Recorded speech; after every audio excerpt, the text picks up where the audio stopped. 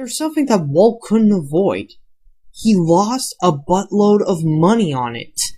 So Walt needed to make something cheap and fast. The result? Dumbo. It's the story of an elephant who gets humiliated by everyone because of his big ears.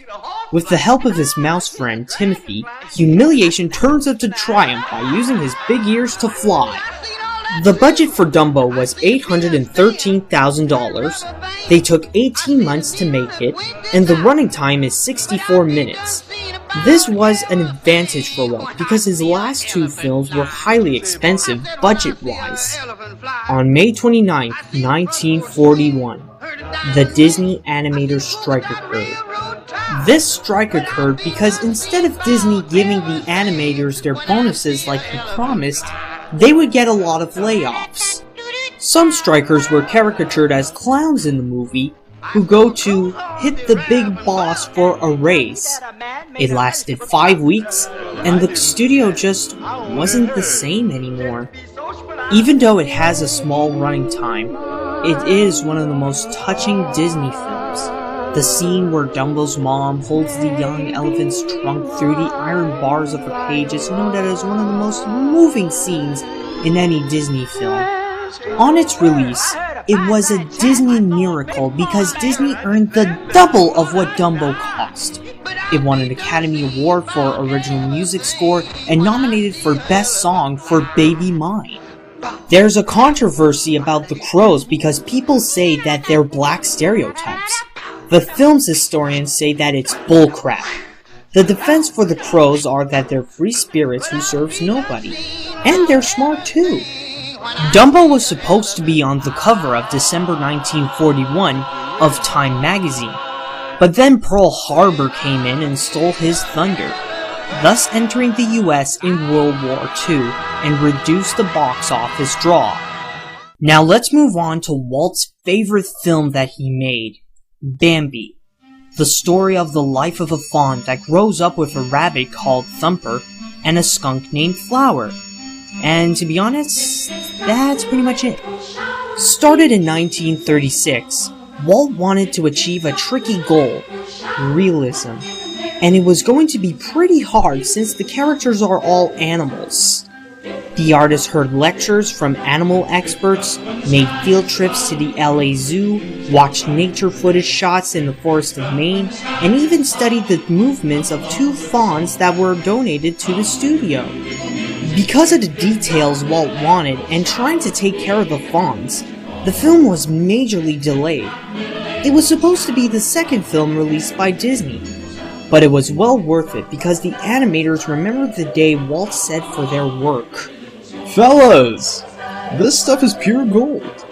The one scene, however, that is more memorable than anything else is this. It was so powerful. The guy who shot Bambi's mom is at number 20 under the name Man on the AFI's Top 50 Villains in Motion Picture History. And that scene was the initial interest in animal rights for former Beatle Paul McCartney. One problem about Bambi during the time was its release. It was during the time when the US was focusing more on World War II. And forget about Europe because they were screwed back then. On a lighter note, they did earn more money on its 1947 re-release, and the film received great reviews. But after Bambi, that's when the Army came. During World War II, they took over the Disney studios. The animators have nothing to do but make World War II shorts. And for films, they're only allowed to do package films. If you don't know what it is, it's a film that consists of several shorts called segments, kinda like Fantasia. The first of those package films was Saludos Amigos.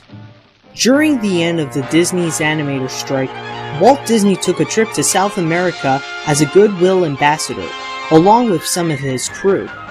The countries they've been are Brazil, Argentina, Chile, and Peru.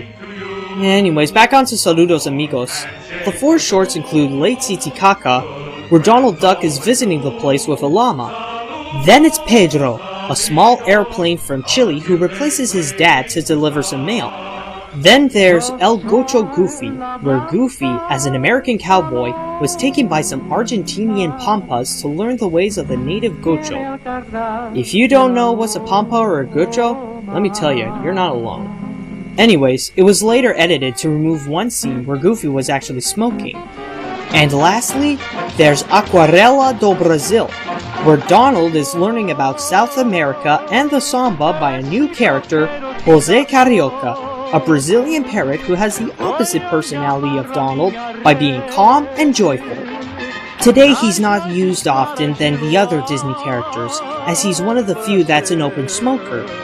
It has a running time of 43 minutes, making it the shortest Disney film ever, and surprisingly, it was nominated for 3 Academy Awards?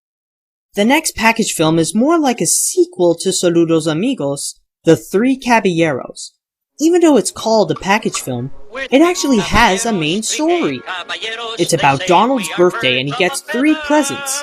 One is a 16mm projector showing the cold-blooded penguin, where a penguin goes to Punta Tumbo in Argentina and then misses the winter. Then it shows the flying Gochito, the adventures of an Uruguay kid and a racing donkey with wings.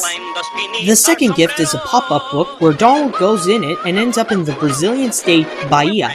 In it, he learns and dances with the local natives and his buddy, José. It's pretty much a mix of Lake Titicaca and Aquarela do Brasil in Saludos Amigos.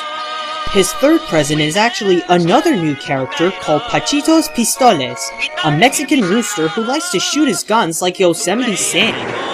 They learn about Las Posadas, the children's progression before Christmas, how they find friendly shelter, and the breaking of the piñata. Then the guys go to Mexico, they learn some stuff, and then Donald chases some girls. Then it goes to this weird hallucination scene with Donald and singer Aurora Miranda that reminds me of the pink elephants from Dumbo. The scenes would often mix with live action and animation, something that Walt hadn't done since the Alice comedies of the 20s. On April 2007, the Mexico Pavilion at Epcot in Walt Disney World got revamped into the Grand Fiesta Tour starring the Three Caballeros, which in a way is like a sequel, but in a Disney attraction. And the film influenced some hotels in the resort, like Coronado Springs. In 1946, they released Make Mine Music, the first post-war Disney film. Now, just to tell you in advance, I really couldn't find any behind-the-scenes facts about this film. There might be a few, but not much. So here are the 10 segments. The first one is the Martins and the Coys, where 2 families kill each other, except for Henry Coy and Grace Martin. They fall in love, get married, and then they fight each other again. The whole segment was sung by famous radio group, The King's Men. Then it's Blue Bayou, where we see a crane doing crane things. In my opinion, it's one of the most beautiful segments of the film. One of the reasons is that it was originally intended to replace the deleted Clair de Lune segment in Fantasia.